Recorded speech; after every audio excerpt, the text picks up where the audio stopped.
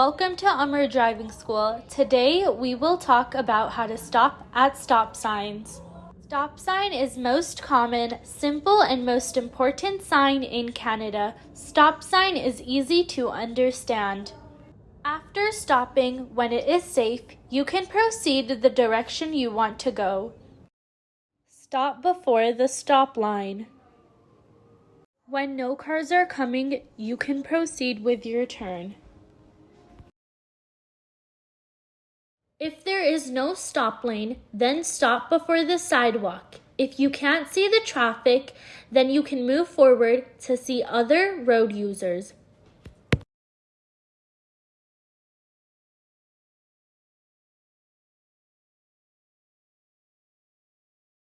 If there is no stop lane and sidewalk at the intersection, then you can stop before the intersection.